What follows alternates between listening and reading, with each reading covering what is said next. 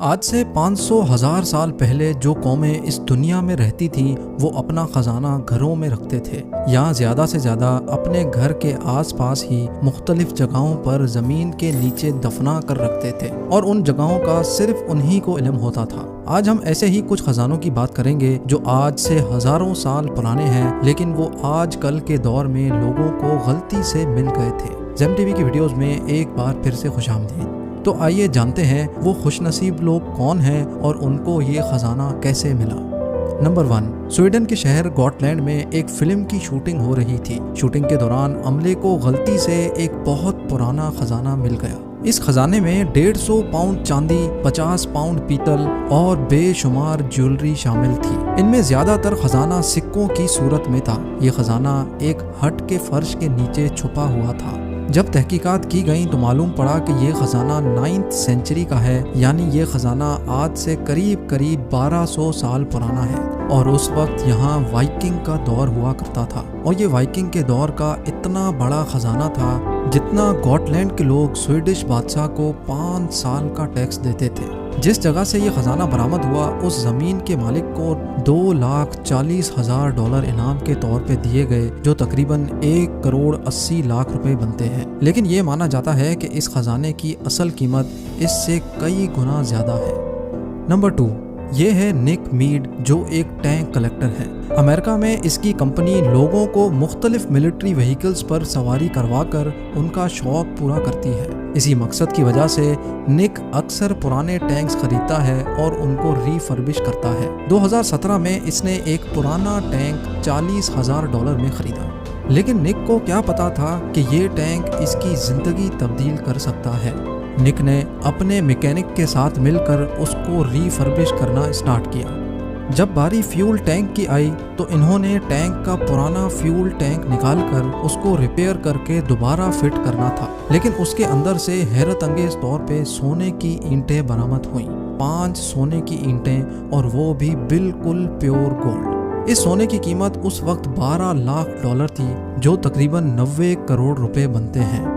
یہ تصور کیا جا رہا ہے کہ یہ گولڈ بار سولجرز کو عراق میں جنگ کے دوران کسی گھر سے ملی ہوں گی، جس کو فیول ٹینک میں محفوظ رکھنے کے لیے ڈال دیا گیا ہوگا، لیکن جس نے ڈالی ہوں گی وہ بھی شاید مارا گیا ہوگا۔ اس وجہ سے یہ راز اس فیول ٹینک میں ہی محفوظ رہ گیا۔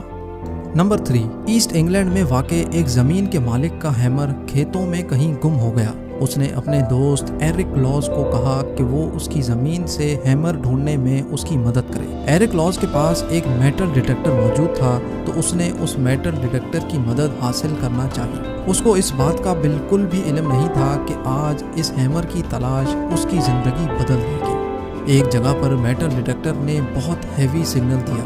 جب وہاں کھدائی کی گئی تو وہاں سے ایک خزانے سے بھری پیٹی نکلی، جس میں 14,780 گولڈ کوائنز، سلور کوائنز اور 200 جیولری آئٹمز موجود تھے۔ ایرک لاز اور زمین کے مالک نے یہ خبر انگلینڈ کی گورنمنٹ کو دی۔ جب آرکیولوجسٹ آئے تو انہوں نے مزید 60 پاؤنڈز کے گولڈ کوائنز وہاں سے برآمد کیے، جن کی کل مالیت $50 ملین سے بھی زیادہ تھی، جو تقریباً 375 کروڑ روپے بنتے تھے۔ لیکن انگلینڈ کی گورنمنٹ نے ایرک لاز کو $2.3 ملین انعام کے طور پہ دیے، جو ایرک نے اپنے دوست کے ساتھ آدھے آدھے بانٹ لیے۔ نمبر 4، ایک اسکوبا ڈائیور کو فلوریڈا کے سمندر میں ایک گولڈ چین ملی جس کی قیمت $700 تھی، لیکن اس چین کے ملنے کی وجہ سے اس نے کسی بڑے خزانے کی تلاش شروع کر دی۔ سمندر کے باٹم پہ اس کے میٹل ڈیٹیکٹر نے ایک زوردار سگنل دیا۔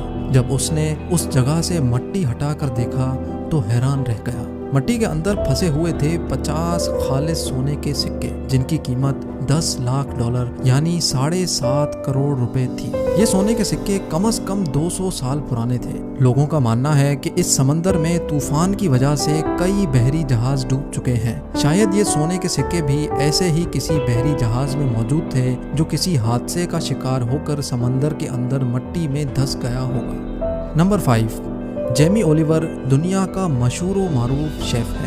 انہوں نے مینچسٹر میں ایک نیا ریسٹورنٹ کھولنا چاہا، جس کے لیے انہوں نے ایک پرانی عمارت خرید لی۔ جب اس عمارت میں رینوویشن کا کام کروانے لگے تو وہاں سے ورکرز کو ایک دیوار کے اندر سے 1.7 ملین ڈالر یعنی 12 کروڑ 50 لاکھ روپے جتنا سونا، چاندی اور کیش برآمد ہوا۔ اب یہ دیوار کے اندر سے خزانہ آیا کہاں سے؟ اس کی بھی ایک دلچسپ کہانی ہے۔ ہوا کچھ یوں تھا کہ اس بلڈنگ میں کسی زمانے میں ایک بینک ہوا کرتی تھی جس کا نام مڈ لینڈ بینک تھا۔ اس بینک میں ایک سیکیور والٹ تھا جہاں لوگ اپنی قیمتی چیزیں محفوظ رکھتے تھے۔